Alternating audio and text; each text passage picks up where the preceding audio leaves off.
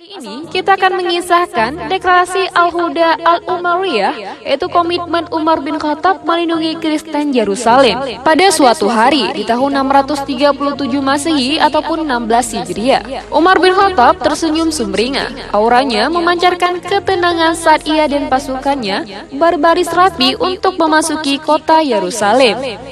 Saat itu, pasukannya berhasil menguasai negeri Elia yang selama 6 abad berada di bawah kuasa Kaisar Bizantium. Elia adalah wilayah yang sebagian besar penduduknya beragama Kristen Ortodoks. Sebagian besar penduduknya telah memeluk agama Kristen setelah Kaisar Konstantinus mengakui iman Kristennya pada tahun 312 Masehi.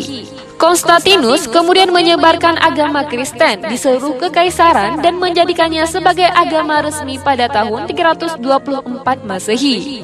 Penaklukan itu ditandai dengan pengibaran bendera putih oleh para umat Kristen dengan cara yang santun. Penaklukan tersebut terjadi secara fair. Perang yang berkecamuk hanya antara laki-laki dewasa. Tidak ada anak-anak maupun wanita yang menjadi korban jiwa. Kota Yerusalem tunduk tanpa mengalami kehancuran yang signifikan. Hal ini sekaligus menegaskan kebijaksanaan Umar sebagai seorang khalifah dalam menjalankan pemerintahannya.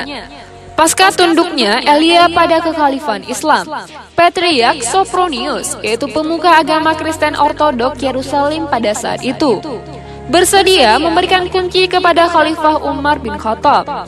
Penyerahan kunci tersebut dilakukan sebagai upaya diplomasi, yang berarti tanpa ada unsur paksaan sama sekali.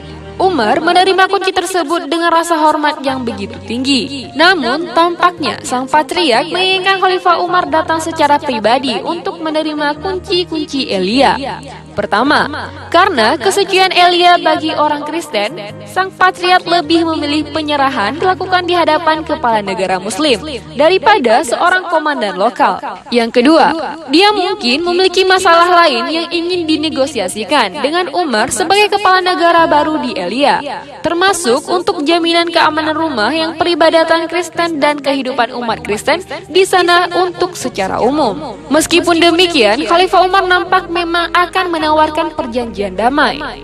Fakta perdamaian ini terwujud dalam sebuah deklarasi bernama Al-Huda Al-Umariyah atau jaminan keamanan khalifah atas warga Elia.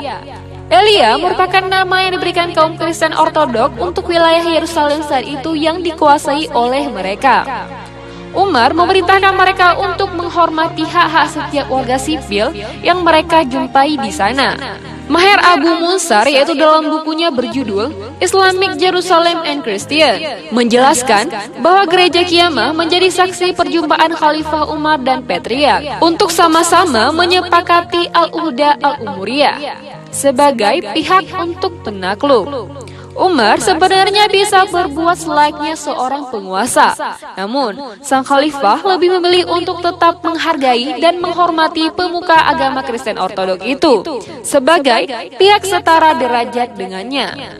Dan adapun salah satu poin perjanjian itu seperti yang diriwayatkan oleh Ibnu Al-Jauzi yang berbunyi, Umar menulis kepada penduduk Baitul Maqdis ataupun Elia, saya menjamin bagi Anda keselamatan individu, properti keluarga, salib Anda, dan gereja Anda. Anda tidak akan dikenakan pajak di luar kemampuan Anda. Dan siapapun yang memutuskan untuk mengikuti kaumnya, yaitu Kristen, maka ia akan dijamin keselamatannya. Dan Anda membayar kharaj seperti kota-kota lain di Palestina. Perjanjian tersebut selesai berbarengan dengan masuknya waktu sholat.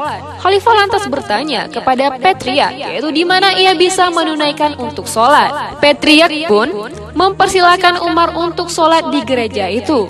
Namun, Umar menolak tawaran tersebut. Khalifah kemudian keluar dari gereja dan salat di anak tangga. Gereja Qiyamah merupakan tempat suci di Yerusalem bagi umat Kristen Ortodoks. Menurut Umar, secara simbolis, yaitu bila salat itu dilaksanakan di dalamnya, pasukan Muslim dapat menafsirkan bahwa gereja Qiyamah boleh ditaklukkan sehingga diubah menjadi masjid. Penjelasan ini berubah anggukan takzim dari sang patriark. Sebuah masjid kecil kemudian dibangun di titik anak tangga tempat Khalifah Umar melaksanakan sholat. Sebagai bentuk penghormatan, Khalifah menganjurkan agar azan tidak dikumandangkan di dalam masjid kecil itu, sebab dikhawatirkan akan mengganggu aktivitas ibadah umat Kristen Ortodok di gereja Qiyamah yang berada tak jauh darinya. Satu lagi yang perlu dicatat, yaitu bahwa Umar tidak menandatangani perjanjian antara dua pihak, tetapi memberi orang-orang Elia jaminan keamanan. Hal ini penting karena memberi jaminan dan meminta kesepakatan merupakan dua hal yang sangat amat berbeda. Dalam keadaan normal, perjanjian damai muncul sebagai hasil negosiasi antara dua orang pihak. Dalam hal ini, hanya satu pihak, yaitu kaum muslim yang menandatangani jaminan Umar. Orang-orang Kristen yang dipimpin oleh sang patriark tidak menandatangani dokumen ini. Hal ini menunjukkan bahwa jaminan diberikan kepada mereka sebagai komitmen perdamaian dan bukan sebagai perjanjian. Komitmen ini merupakan manifestasi dari rahmatan lil alamin yang bisa kita ambil untuk kehidupan saat ini. Kita tidak perlu menunggu permintaan dari atau adanya persekusi terhadap umat non-Islam. Namun, kita justru yang harus memulai komitmen bahwa Islam adalah agama yang membawa damai dan melindungi sebuah makhluk. Wallahu a'lam bishawab. Terima kasih. Wassalamualaikum warahmatullahi wabarakatuh.